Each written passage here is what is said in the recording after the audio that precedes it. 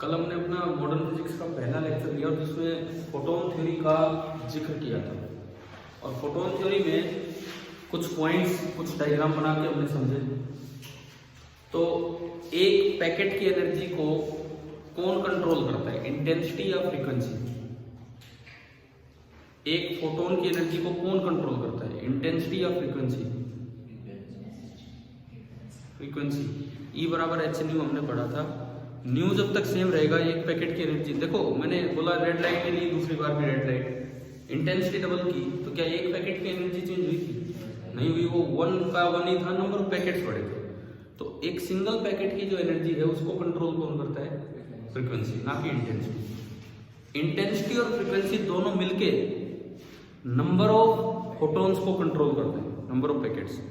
और अगर frequency fix कर दो तो खाली इंटेंसिटी कंट्रोल करेगी कि कितने फोटोन पर यूनिट एरिया पर यूनिट टाइम क्रॉस करके जा रहे हैं, है ना? क्लियर है शायद ये बातें तो हमें। अब हम उससे आगे चलेंगे। तो कल जो चीजें हमने सीखी, अब उस पर न्यूमेरिकल किस तरह से बन सकते हैं, वहां से हम शुरुआत करते हैं। तो सीधा हम एक क्वेश्चन से शुरुआत कर रहे हैं। और ये क्वेश्चन कौन सा है, आप अगर बुक लेके आए हो तो एनसीईआरटी पेज नंबर 396।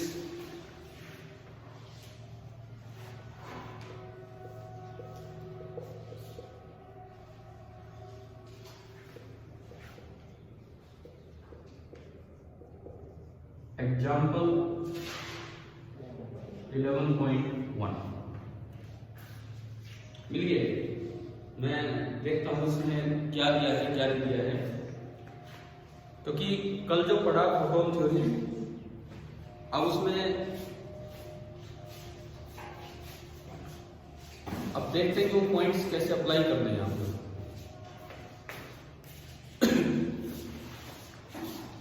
कल का समझ आ गया ढंग से?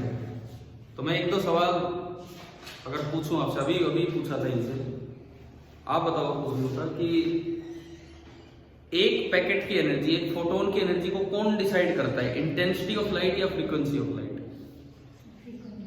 फ्रीक्वेंसी।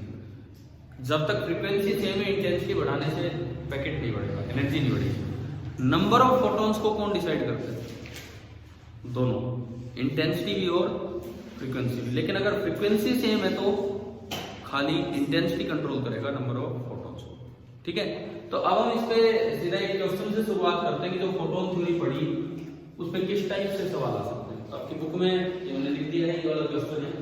मैं जो गिवन चीजें हैं वो लिखता हूँ, वो है नहीं है कोई बात नहीं, जो भी इस सवाल में दिया हुआ है पहले उन पे आता है। Monochromatic light of frequency 6 × 10⁻14 hertz, यानी कि आपको ना फ्रीक्वेंसी दे दी है और फ्रीक्वेंसी दी गई है 6 ×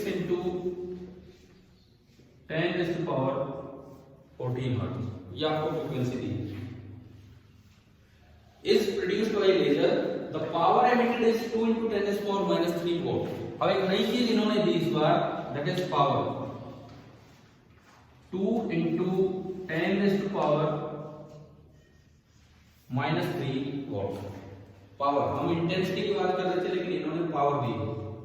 वोट का मतलब होता है जूल पर सेकंड, एनर्जी पर यूनिट टाइम। अब देखो पूछा क्या है, what is the energy of a photon in light beam. आपको दो बातें निकालनी है। पहले पार्ट में energy of a photon, first part में तो आपको ये निकालना है, जिसको मैं ई से डिनोट कर रहा हूं, ये निकालना है। और जो सेकंड पार्ट है उसमें बोला है how many photons per second are emitted by the source. दूसरी पार्ट में पूछा है नंबर ऑफ फोटॉन्स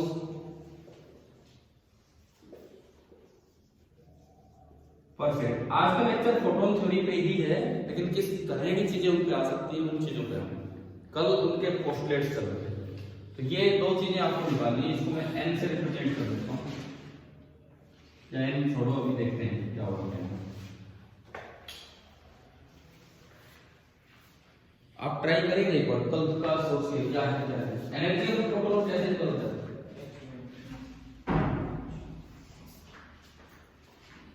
सीधा फॉर्मूला है हमारे पास, ठीक है। अब सपोज ऑब्जेक्टिव क्वेश्चन आए, ऑप्शंस जूल में हो, मान लो ऑप्शंस जूल में हो, तो फॉर्मूला तुम्हारे पास है E equal to h nu. अब अगर जूल में ऑप्शन है तो H की कौन सी वैल्यू यूज करनी पड़ेगी? 6 पॉइंट, उसको आप 63 लिख दिया करो कैलकुलेशंस के लिए, 10⁻⁻34 जूल सेकेंड। और new frequency 6 × 10⁻14 second inverse, frequency की यूनिट होती है सेकेंड इनवर्स। सेकेंड से सेकेंड इनवर्स गया, और ये जो इसका आंसर उन्होंने लिखा हुआ मैं ये लिख देता हूं। मल्टीप्लाई सिंपल है, 6 को 6 से 3.98 × 10⁻19 जूल, ये इसका आंसर बुक में दिया हुआ है, 3.98 × 10⁻19। मल्टीप्लाई आप कर सकते हो वाला तो आराम से, ठीक है। अब मेन बात है इसका सेकंड पार्ट, उसमें मत देखना सॉल्यूशन वगैरह, आपको ये बताना है कि नंबर ऑफ फोटॉन्स कितने हैं जो पर सेकंड एमिट हो रहे हैं। एरिया कहीं नहीं दिया, अगर एरिया का कोई जिक्र होता तो हम इंटेंसिटी की तरफ जा सकते हैं, क्योंकि इंटेंसिटी होती है एनर्जी पर यूनिट एरिया पर यूनिट टाइम, तो इसमें तो एरिया कहीं दे ही नहीं रखा है। आपको जो इन्फॉर्मेशन दी है पावर दी है, अब आप बताओ कि पावर से मैं कैसे निकालूं कि नंबर ऑफ फोटॉन्स कितने क्रॉस करके जा रहे हैं। किसी फॉर्मूले की तरफ नहीं, सिंपल मतलब सोचिए कि क्या मतलब है क्या नहीं इन चीजों में।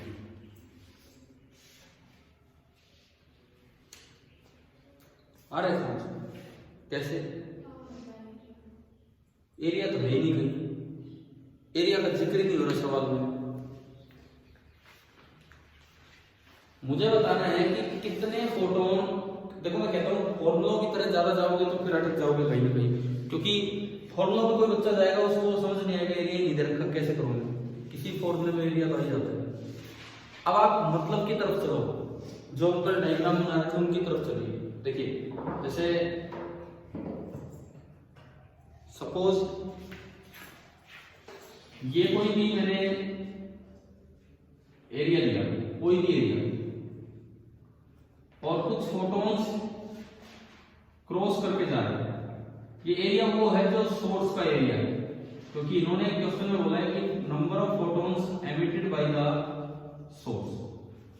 मान लो सोर्स ने n फोटॉन्स एमिट किए हैं, let number of photons emitted पर सेकंड इज n। मैंने माना कि n फोटॉन्स एमिट किए हैं, क्या एक फोटोन की एनर्जी आ गई आपके पास? बताओ, अभी निकाला, अभी किया, ये क्या है? ये किसकी एनर्जी है? कल भी बताया था, पूरी वेव की एनर्जी नहीं है, ये एक पैकेट की एनर्जी। और जो वेव की एनर्जी होगी वो उसका इंटीग्रल मल्टीपल होगी। लास्ट क्वेश्चन करवाया था पिछली क्लास में, क्वांटम थ्योरी क्यों बोलते हैं, वेव की जो एनर्जी होगी वो इसका इंटीग्रल मल्टीपल होगी। तो ये एक पैकेट की एनर्जी आ गई। तो अगर ऐसे n पैकेट जा रहे हैं तो एक सेकंड में अगर ऐसे n पैकेट जा रहे हैं तो मतलब टोटल एनर्जी कितनी जा रही है? n × e। समझ आ रहा है नहीं? अगर एक पैकेट की एनर्जी E है और पर सेकंड में कह रहा हूं कि n पैकेट एमिट हो रहे हैं, वो निकल रहे हैं, तो अगर मैं यहां लिखूं एनर्जी एमिटेड पर सेकंड, तो सिंपली क्या हो जाएगी? n × e। मुझे n ही तो निकालना कि पर सेकंड कितने फोटोन निकल रहे हैं, ठीक है। और एनर्जी एमिटेड पर सेकंड को क्या बोला करते हैं? पावर। पावर का मतलब ये होता है एनर्जी पर यूनिट टाइम। समझ गए हो? आपको ये दिया गया है कि कितनी एनर्जी, देखो वॉट को मैं लिख सकता हूं जूल पर सेकंड, तो आपको ये दिया गया है कि कितनी एनर्जी पर सेकंड निकलती जा रही है। तो एक सेकंड में इतनी एनर्जी निकल रही है, और मान लो n फोटोन निकल रहे हैं, एक फोटोन की एनर्जी ये है, तो क्या हमारा सीधा फॉर्मूला नहीं बन गया कि P = n × e। अब ये कोई रटने वाला फॉर्मूला नहीं, इनका मतलब आप दिमाग में रखो, अपने आप ये समझ आएगा। आगे समझ लो, तो यहां से n निकाल लो, n आ गया P/e। P तो है 2 × 10⁻³ अपॉन e। e निकल के आया 3.98 × 10⁻⁹।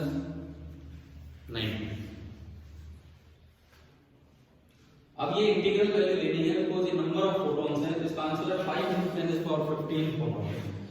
जब इसको सोल्व करेंगे तो ये आएगा 5 गुना 10 की पावर 15 फोटॉन्स पर सेकेंड।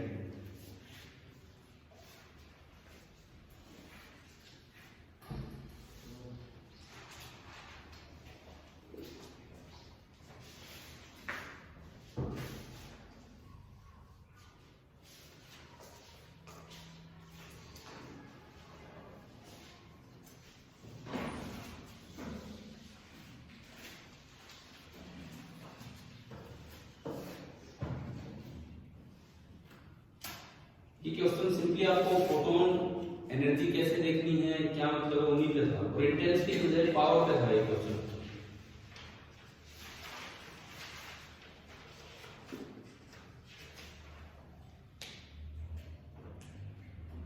अब ऐसा ही एक सवाल आप ट्राई करेंगे, मैं होमवर्क के लिए आपको दे रहा हूं।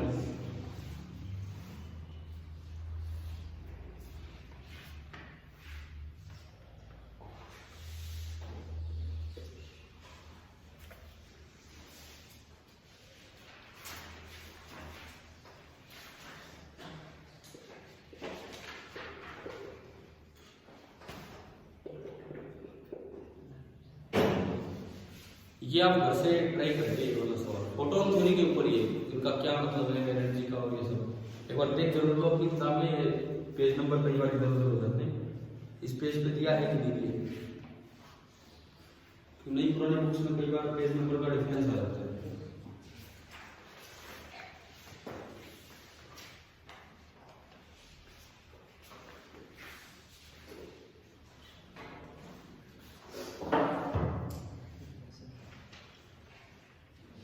है ना, ये करके लाएंगे तो अपना ट्राई करेंगे, होता है नहीं होता है क्या क्या है।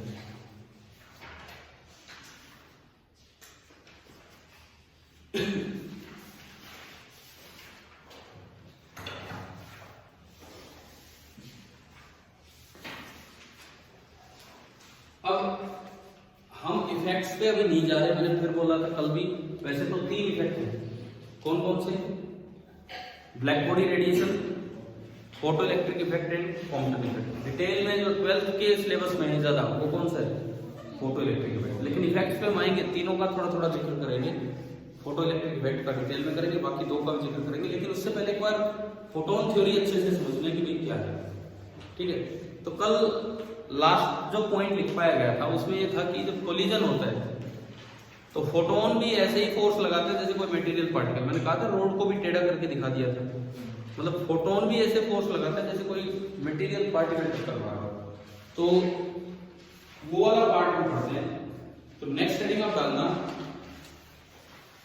ये जो मैंने होमवर्क दिया है करके लाना है नेक्स्ट क्लास में, ठीक है। अभी बुक को रखो, नेक्स्ट हेडिंग डालना force due to a photon. Next topic force due to a photon. अरे कौन सी टाइम की एनसीईआरटी? पुरानी? कितनी पुरानी? ये एनसीईआरटी मेरे टाइम पे थी, एक पार्ट, पूरा एक पार्ट दिखाना एक बार।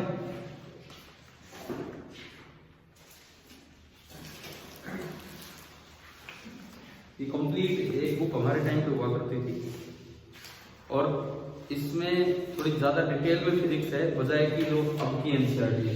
अब जैसे जो अब इस साल आई है कि आप लोगों ने खरीदी है, उसमें तो और भी कम हो गया, कम्युनिकेशन हट गया, ट्रांजिस्टर हट गया। जो नई एनसीईआरटी है ना आपके पास, उसमें देखोगे कम्युनिकेशन हट गया, ट्रांजिस्टर हटा दिया। और ये तो थोड़ा और भी पुरानी किताबें हैं उसी टाइम की, लेकिन तब तो पढ़ी नहीं थी ढंग से।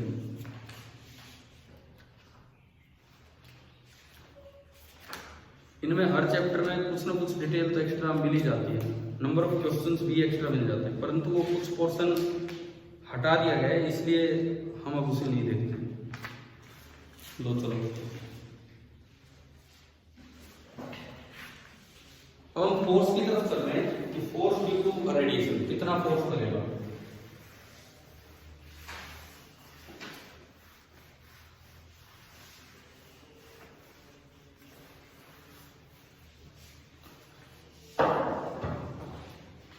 भाई फोर्स लगेगा केवल इस वजह से क्योंकि फोटोन के पास मोमेंटम है, और जब भी फोटोन कहीं टक्कर मारेगा तो वो मोमेंटम को ट्रांसफर करेगा, ठीक है ना। मान लो ये कोई सरफेस है,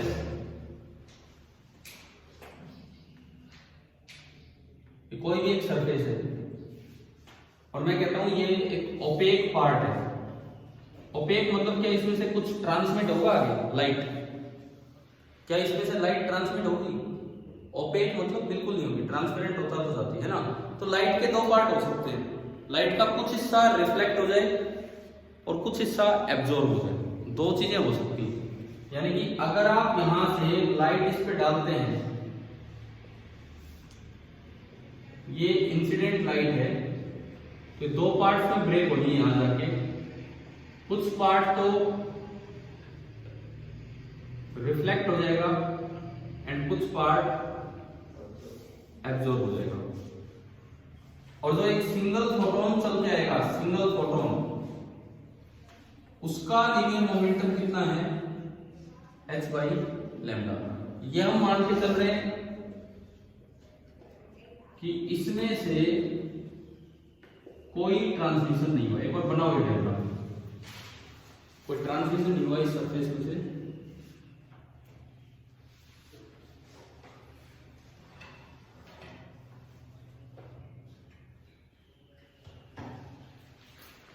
इसकी एनर्जी भी लिखना चाहें तो hc/λ लिख सकते हैं, h न्यू। और इस सरफेस का एरिया हमने मान लिया A।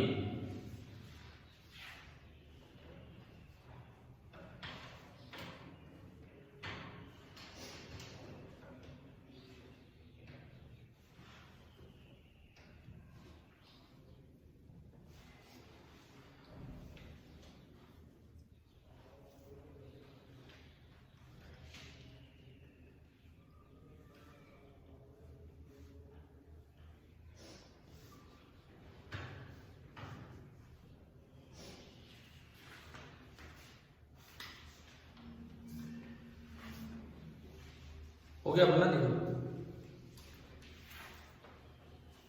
अब पहला केस में लेता हूं, टोटल एब्जॉर्प्शन, कंप्लीटली लाइट आई और एब्जॉर्ब होगी, नो रिफ्लेक्शन, टोटल एब्जॉर्प्शन हुआ, कोई रिफ्लेक्शन नहीं हुआ। यहां कुछ कोफिशिएंट्स डिफाइन होते हैं, मतलब एब्जॉर्प्शन कोफिशिएंट 1 है और रिफ्लेक्शन कोफिशिएंट कितना है? 0। टोटल एब्जॉर्प्शन का मतलब है कि कितना पार्ट एब्जॉर्ब हुआ, तो कंप्लीटली एब्जॉर्ब हो गया तो एब्जॉर्प्शन कोफिशिएंट 1 है और रिफ्लेक्शन कोफिशिएंट आपका है 0।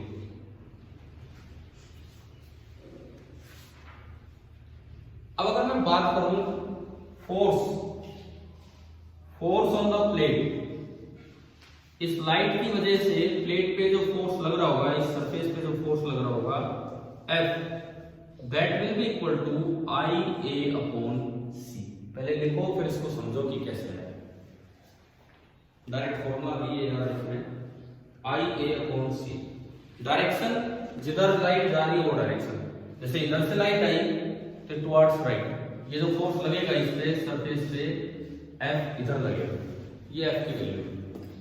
अगर कंप्लीट एब्जॉर्प्शन हुआ तो ये F की वैल्यू है। अब आप 2 मिनट रुक के ये सोचिए कि आया कैसे, F is equal to IA/c कैसे आया? इंटेंसिटी है, ये I क्या चीज है? I अगर मैंने नहीं लिखा है तो I है इंटेंसिटी, ठीक है? इस लाइट की incident light of intensity I,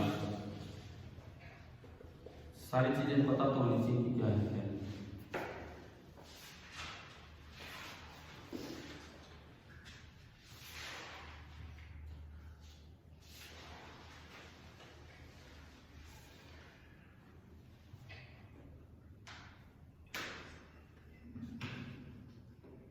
बताओ, ये मैं आपका ही वेट कर रहा हूँ, एक बार देखिए कि IA/c कैसे है।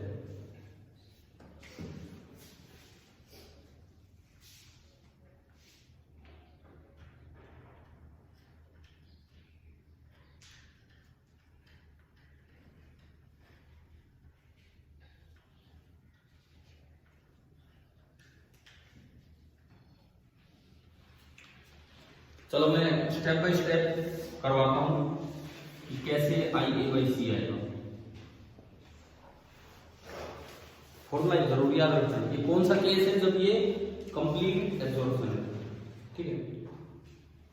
सबसे पहली बात आप ये बताओ, टक्कर से जस्ट पहले एक फोटोन का मोमेंटम कितना है? एक फोटोन का ये लिखा हुआ है एच बाई लैम्डा, और टक्कर के जस्ट बाद वो एब्जॉर्ब हो गया, वो रिफ्लेक्ट नहीं हुआ, वो एब्जॉर्ब हो गया, मतलब वो उसके अंदर चला गया, तो चल ही नहीं रहा, तो उसका मोमेंटम कितना हो गया? 0। समझ में आ रहा है? टक्कर से जस्ट पहले एक फोटोन का मोमेंटम था एच बाई लैम्डा, टक्कर के जस्ट बाद है 0। फोटोन ने अपना कितना मोमेंटम ट्रांसफर कर दिया? कंप्लीट कर दिया, यानी कि momentum transferred by one photon या each photon to the surface कितना है? H by lambda. तो प्रूफ के अंदर आप ढंग से लिख दो, पहले लिखो initial momentum of photon, initial momentum of photon H by lambda, final momentum of photon, final momentum of photon 0। लिख रहे हो ना अच्छे से? Initial momentum H by lambda, final momentum 0। So momentum, next करेंगे, momentum transferred by each photon to the plate या to the surface.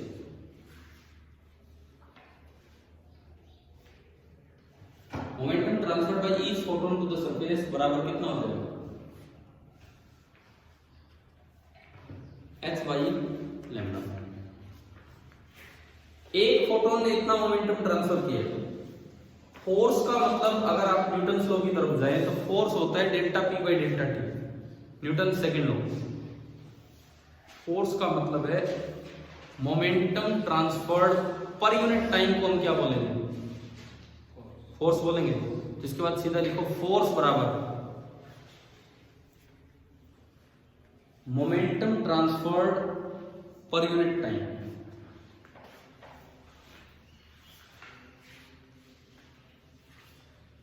Momentum transferred पर unit time. अब यार देखो, ये मोमेंटम ट्रांसफर्ड पर यूनिट टाइम निकालना आसान है। एक फोटोन ने कितना मोमेंटम ट्रांसफर किया है? एक ने, एच बाई लैम्डा। और यूनिट टाइम में कितने फोटोन जाते हैं? अभी पीछे न्यूमेरिकल लिया, उसमें भी बताया आपको कैसे निकालते हैं। मान लो n फोटोन्स यूनिट टाइम में जा रहे हैं, तो टोटल मोमेंटम यूनिट टाइम में कितना ट्रांसफर हो जाएगा? n into h by lambda. और जो मोमेंटम ट्रांसफर हो रहा है यूनिट टाइम में, वही क्या होगा? फोर्स होगा। समझ रहे हो?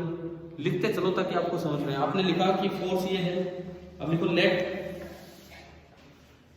n, capital N, let n photons are transferred, let n photons are transferred to the plate in unit time.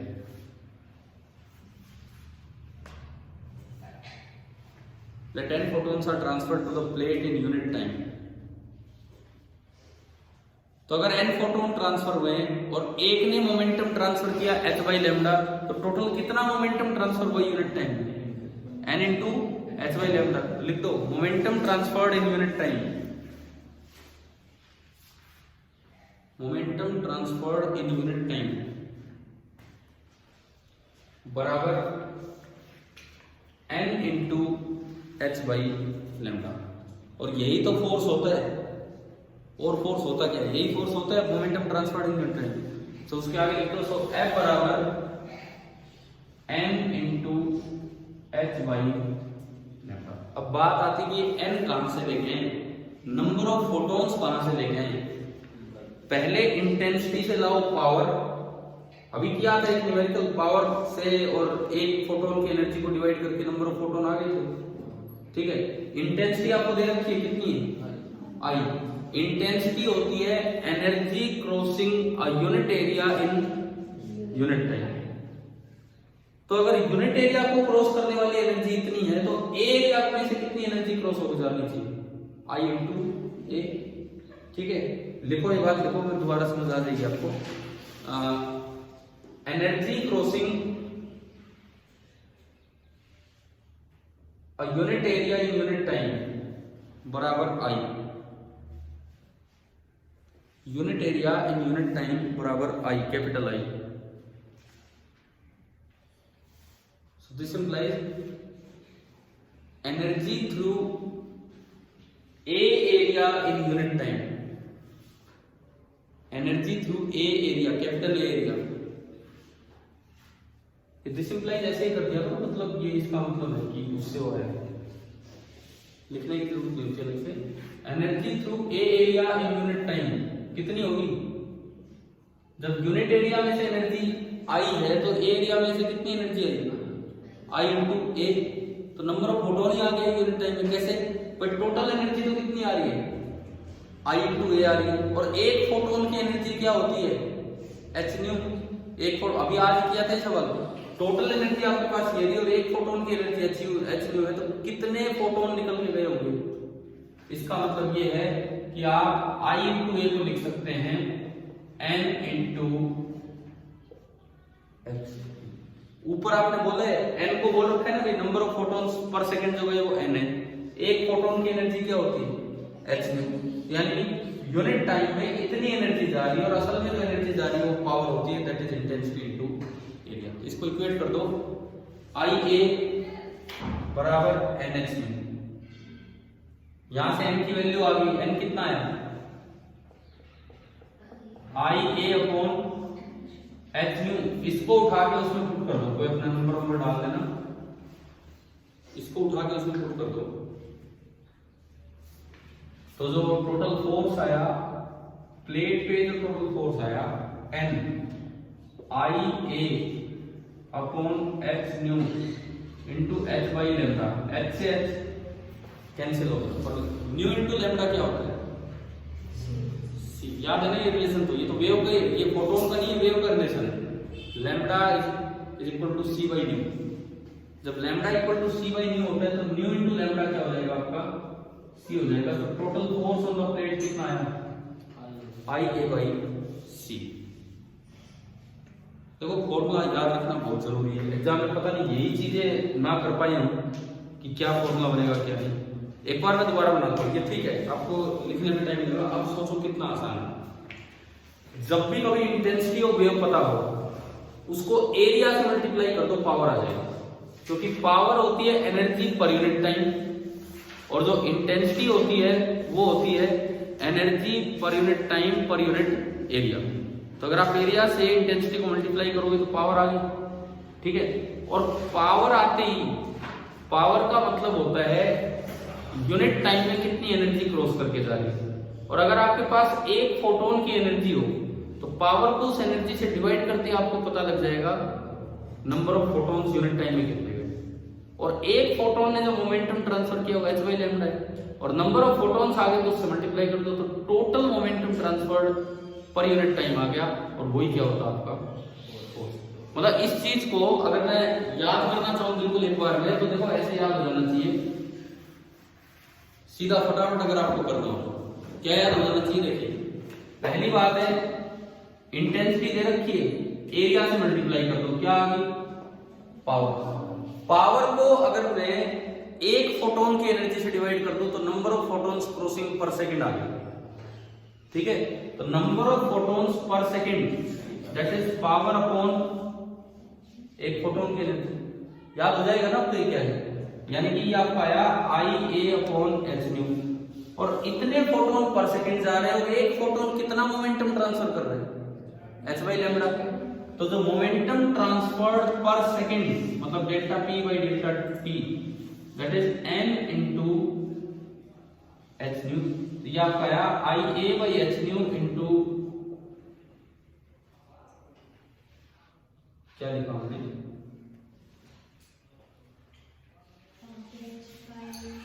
एक मिनट, हमने पावर लिखी इंटेंसिटी इनटू एरिया, ठीक है। और नंबर ऑफ फोटोन लिखा पावर अपॉन ये नंबर ऑफ फोटोन पर second याद है। अच्छा, ठीक है, ठीक है। ये यहाँ पे लिखना है एच बाई लैम्डा। तो ये आपका हो गया इनटू एच बाई लैम्डा और एच से एच गया, और ये आपका फॉर्मूला आ गया आई ए बाई सी, फोर्स का डायरेक्ट फॉर्मूला। कैसे आए? ये दो तीन बातें याद तो रहेंगी अच्छे से, ठीक है। ये तो तब है जब लाइट कंप्लीटली क्या हो रही हो? एब्जॉर्ब, कंप्लीट एब्जॉर्प्शन हो रहा हो, तब ऐसी बॉडी को क्या बोलते हैं जो कंप्लीटली लाइट को एब्जॉर्ब करती है? बताओ, उस बॉडी को क्या बोला जाता है जो कंप्लीटली लाइट को एब्जॉर्ब कर लेती है? ब्लैक बॉडी, समझ में आया? +1 में टर्म आती है। तो ये जो केस फर्स्ट आपने लिया है ना, ये ब्लैक बॉडी वाला केस है। कहीं भी लिख दो such a body is called black body, चाहे हेडिंग में लिख दो चाहे कहीं भी लिख दो।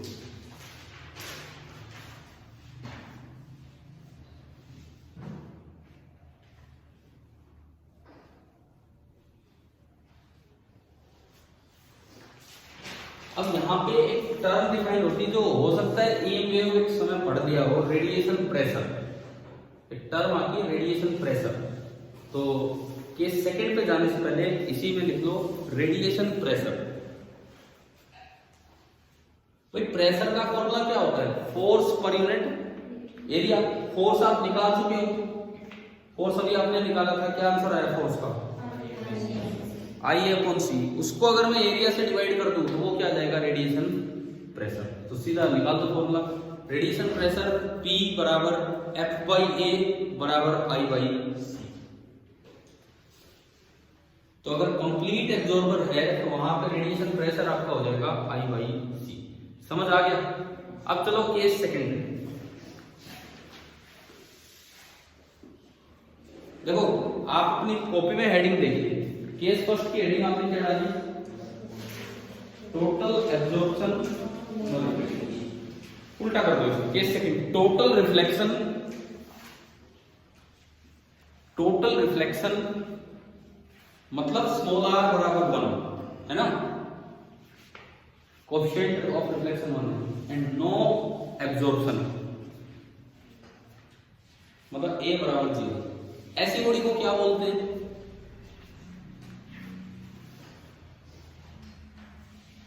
White body. जनरल सी टर्म बता रहा हूं मैं। ब्लैक बॉडी उसे बोलते हैं जो कंप्लीट एब्जॉर्प्शन कर दे, व्हाइट बॉडी उसे बोलते हैं जो कंप्लीट रिफ्लेक्शन कर दे। ठीक है, उसी सीक्वेंस को फॉलो करें, उतना भी नहीं लिखेंगे, थोड़ा शॉर्ट में आ जाएगा। पहले लिखो फोर्स ऑन द प्लेट,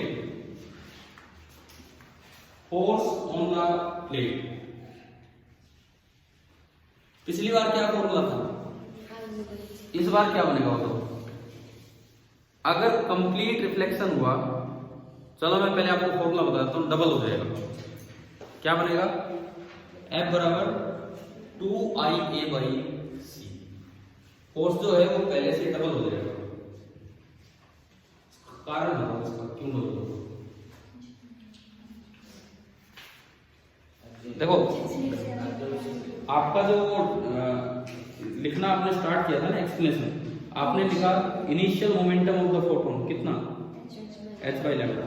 वो रिफ्लेक्ट होके उतने से वापस आएगा तो फाइनल लिखा जाएगा -h/λ। तो सीधा लिख दो P इनिशियल, छोटा p लेना, ऐसे लिख दो P initial PI h/λ, PF -h/λ। ये एक फोटोन के लिए, एक फोटोन के लिए। ठीक है, उसके बाद आपने क्या लिखा वहां पे? डेल्टा P, एक फोटोन का डेल्टा P। ये डबल हो गया ना, चेंज होता है। तो ये डिफरेंस कितना है? 3 से कोई चीज -3 हुई तो डिफरेंस 6 का हो गया, समझ लो। 4 से -4 हुई तो डिफरेंस 8 का हो गया। यानी कि आपको ये पता लगा कि जो डेल्टा P है ईच फोटोन, हर एक फोटोन का डेल्टा P ईच फोटोन वो कितना आ गया?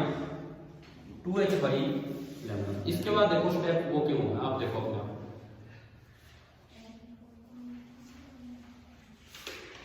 नंबर ऑफ फोटोन पर सेकेंड एनी मान लो कैपिटल N। तो पिछली बार जो फोर्स लिखा N × h/λ, इस बार वो N × कितना हो जाना है? 2h/λ, क्योंकि एक फोटोन 2h/λ मोमेंटम ट्रांसफर कर रहा है।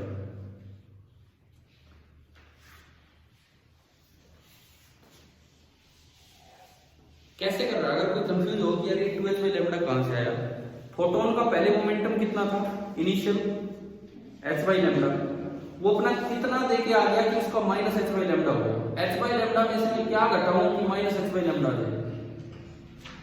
h/λ था, उसने अपना कितना मोमेंटम दे दिया कि उसका -h/λ हो गया?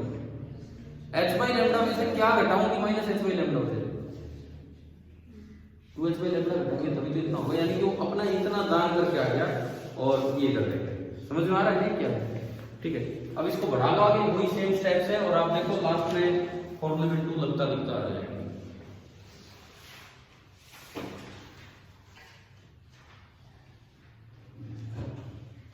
और लास्ट में रेडिएशन प्रेशर में भी 2 आ जाएगा। बनाओ वो पूरा बनाओ, रेडिएशन प्रेशर हो जाएगा 2I by C।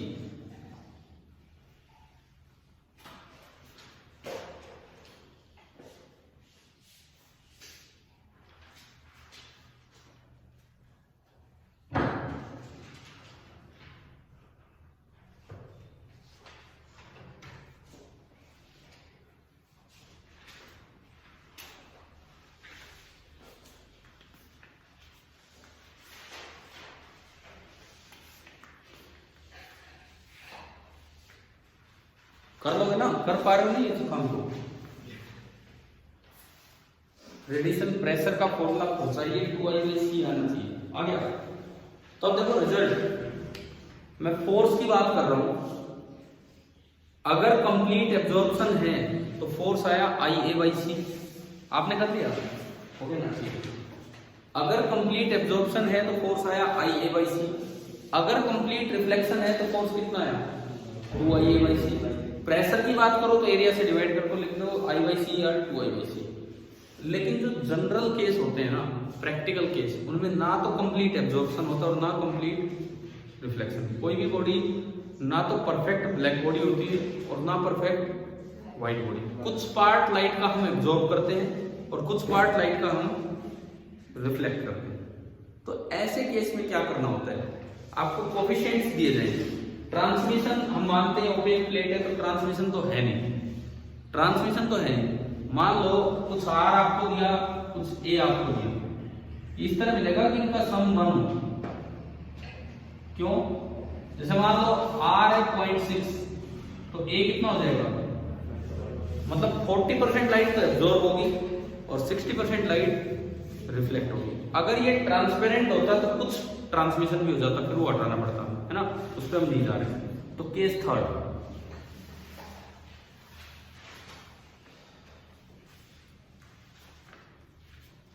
Case third ये लिख दो कि जो R है वो 0 से 1 के बीच का है, मतलब सम रिफ्लेक्शन एंड सम एब्जॉर्प्शन, ये केस थर्ड है।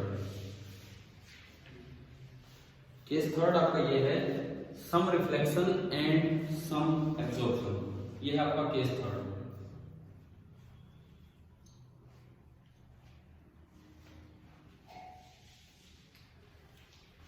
अब इसमें बड़ा सीधे तरीके से आप फोर्स लिख सकते हैं, मैं डिटेल में नहीं जा रहा, मैं तो सीधे फॉर्मूले लिखूंगा। फोर्स क्या बनेगा और दूसरा क्या था, प्रेशर क्या बनेगा। ठीक है, सबसे पहली बात F बराबर, आप बताओ ड्यू टू एब्जॉर्प्शन क्या फॉर्मूला होता है फोर्स का, ड्यू टू एब्जॉर्प्शन, हाँ सही बोलो, क्या होता है फॉर्मूला IA बाई C। अब सुनो टोटल फोर्स क्या बनेगा, ड्यू टू एब्जॉर्प्शन फॉर्मूला है IA बाई C, उसको तो मल्टीप्लाई कर दो एब्जॉर्प्शन कोएफिशिएंट से, और ड्यू टू रिफ्लेक्शन क्या फॉर्मूला है 2IA बाई C, उसको मल्टीप्लाई कर दो रिफ्लेक्शन कोएफिशिएंट से। अब इससे केस फर्स्ट भी बन रहा है, केस सेकंड भी। केस फर्स्ट में A1 था, केस फर्स्ट देखो A1 था और R 0 था, तो क्या पहला फॉर्मूला आ गया I by C, IA by C। Case second में A 0 था और R 1 था, तो क्या दूसरा फॉर्मूला आ रहा है ना 2IA बाई C। तो इन जनरल अगर होगा तो ये होगा, और इसमें ध्यान रखना ज्यादातर बार क्या होता है R दिया होता है रिफ्लेक्शन कोएफिशिएंट। तो अगर R दिया हो तो A की वैल्यू आप क्या ले लेंगे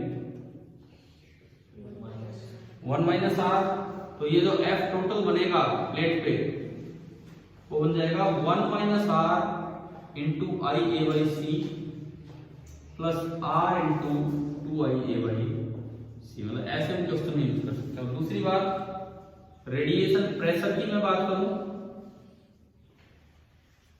रेडिएशन प्रेशर तो वो तो सिंपली क्या होगा फोर्स अपॉन एरिया, तो ये बन गया 1 minus R I by C plus 2r into I by C. और आप इसमें भी और इसमें भी अगर आप आई ए बाई सी कॉमन लेते हो तो देखो क्या होता है 1 माइनस आर प्लस 2r, क्या बच गया 1 प्लस आर। कोई काम इसमें आई बाई सी आपने कॉमन लिया तो ये बचेगा 1 प्लस आर। बोले थोड़े छोटे फॉर्मूले आपको बार बार यहाँ पे जाने की जरूरत नहीं, आर दे रखा है तो डायरेक्ट 1 प्लस आर से मल्टीप्लाई कर दो आई ए बाई सी को।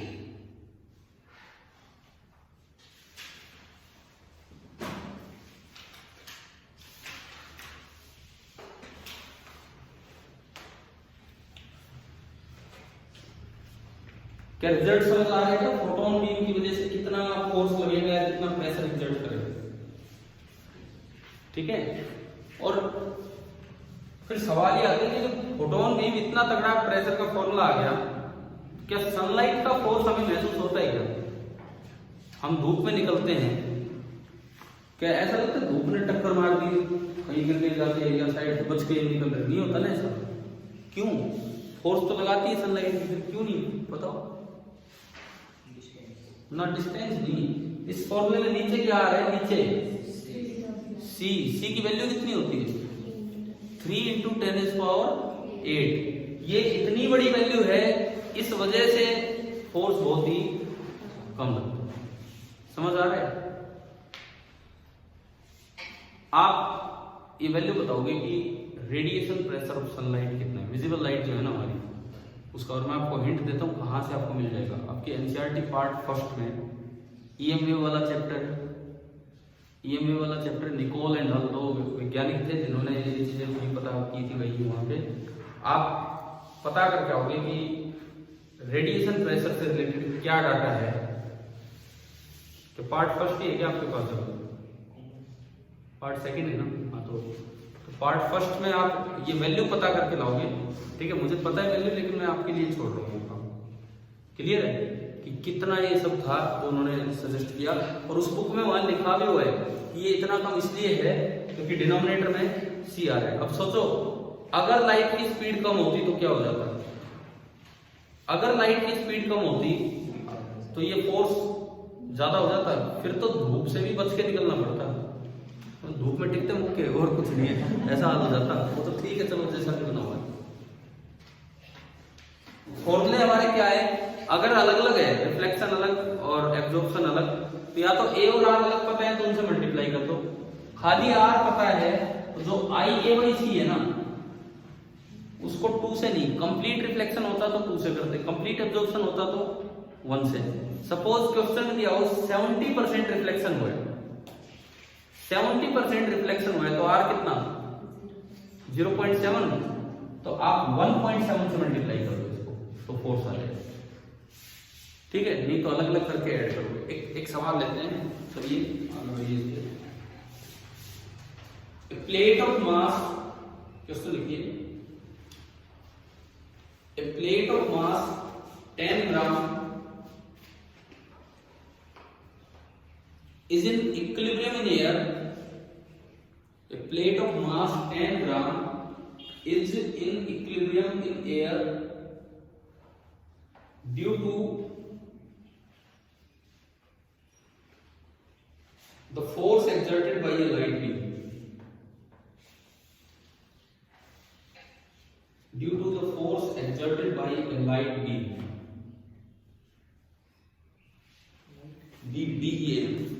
मतलब हो क्या रहा है, एक लाइट बीम डाल के ना, लाइट बीम डाल के और उसको इक्विलिब्रियम में रोक दिया। मैंने कल बताया था, एक रोड को टिल्ट करके दिखा दिया था। तो ऐसे हवा में उसको लाइट बीम से रोका हुआ है, हल्की बीम है, हल्की रोड है, केवल 10 ग्राम की रोड है, भारी रोड तो नहीं रुकेगी। अब सवाल इसमें तीनों बन सकते हैं, परफेक्ट रिफ्लेक्शन का भी, परफेक्ट एब्जॉर्प्शन वाला भी, और एक कुछ पार्ट रिफ्लेक्ट कुछ एब्जॉर्ब। मैं चलो just for practice perfect absorb लेता हूं। आगे लिखिए, assuming the rod to be perfectly absorbing, assuming the rod to be perfectly absorbing, calculate the power of the beam. Calculate the power of the beam. करो।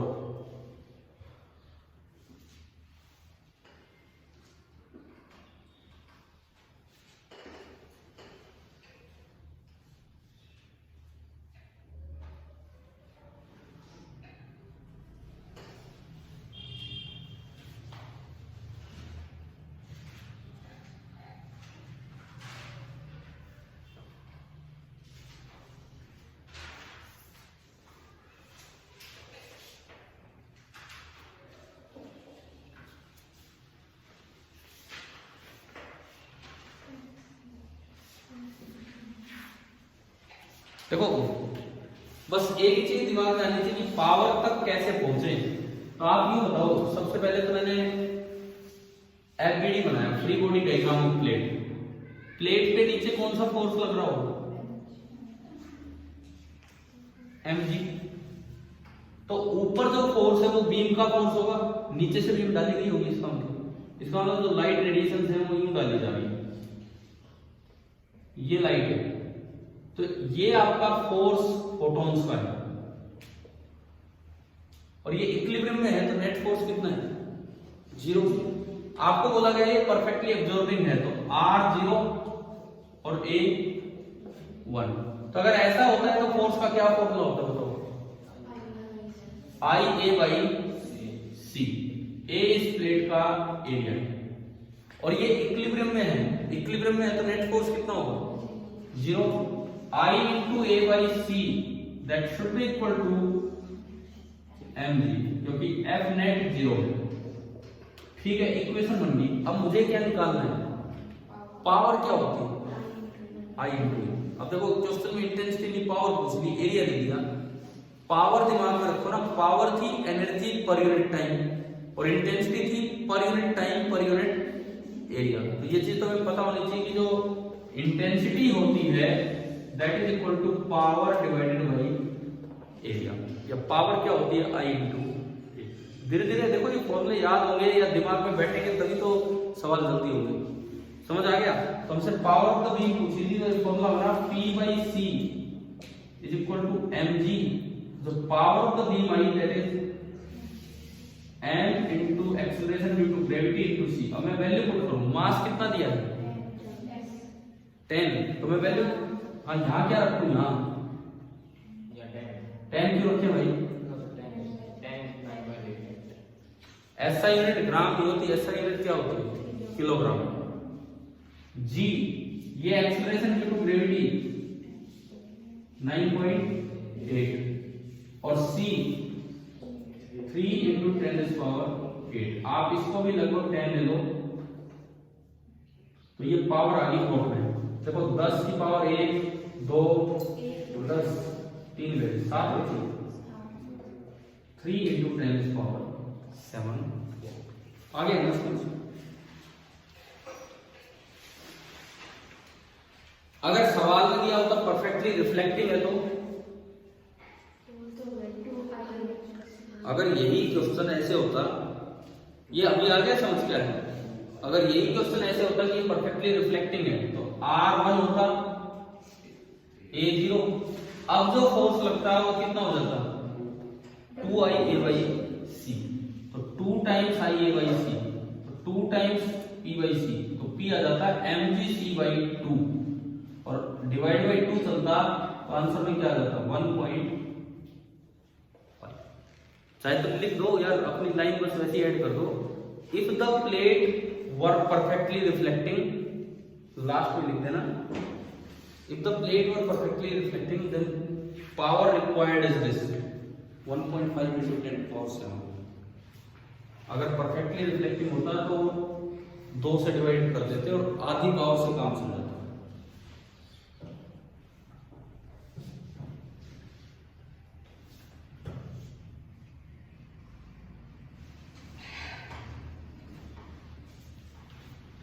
तो ये तो simple वाले question थे कि फोटोन की जो बीम आएगी उसने कितना फोर्स लगाया, कैसे उससे फोर्स बैलेंस की, समझ आ रहा है?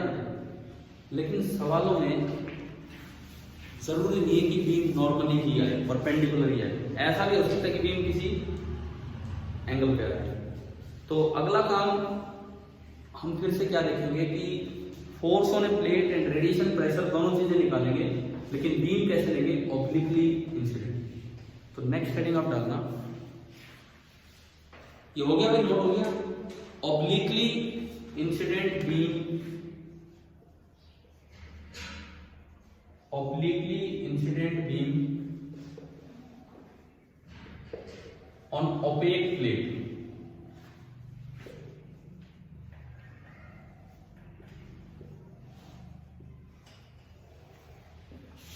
Obliquely incident beam on opaque plate। मुझे तो आप बस एक टेबल से बना के दिखा दो कि जैसे ये प्लेट है, मान लो लाइट में न्यू आ रही, नॉर्मल के साथ थीटा एंगल पे लाइट बीम आ रही, और इसकी जो पावर है वो P है, या यूं कहीं इंटेंसिटी और एरिया हमें पता है, ये एरिया ऑफ द प्लेट, ठीक है। जो हटाया मैंने अभी, अब इधर ध्यान दो, आपको एक टेबल बनानी है। मान लो इसका एरिया ए है, इसका एरिया ए है, आपको जस्ट एक टेबल कंप्लीट करनी है।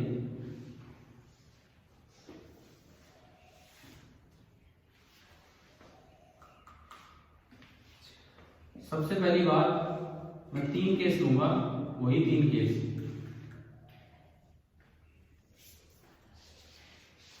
भाई एक केस तो होगा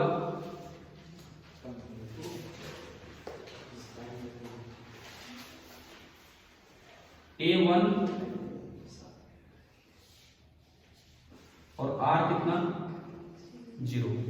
दूसरा केस होगा A0 R1, और तीसरा केस होगा R की वैल्यू कुछ नहीं R है और A की वैल्यू 1 माइनस R, जल्द सा केस, ठीक है।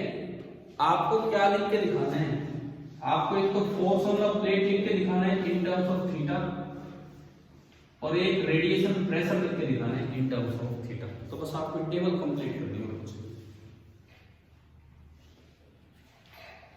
थोड़ी तो जगह रखना कि लिख पाओ इनके अंदर।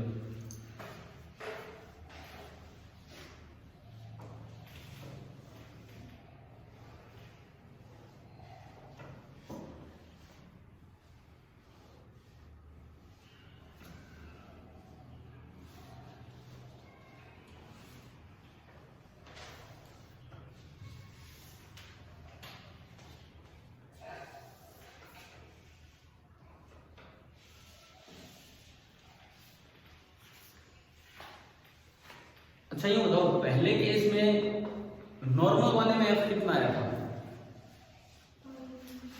IA/C आया था।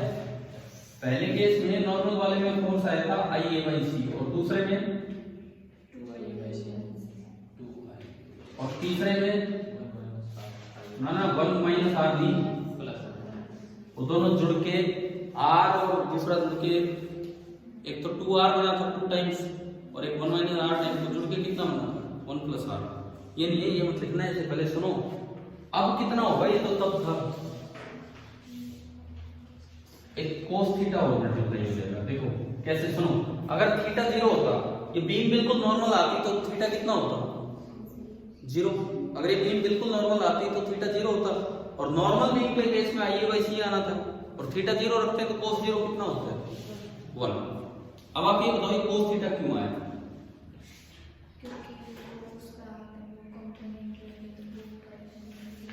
जो मोमेंटम आएगा ना, चेंज इन मोमेंटम निकालोगे तो आपको उसका कंपोनेंट लेना पड़ेगा नॉर्मल डायरेक्शन, ठीक है। ये आप सोचना क्या है, अपनी टेबल कंप्लीट करोगे, क्योंकि अभी टाइम भी होने वाला है, हम अगली क्लास में कंटिन्यू करेंगे, लेकिन आप अपनी टेबल बना लेना ताकि आप समझ सको, खुद समझ सको कि क्या होने क्या है। दूसरे में क्या आएगा,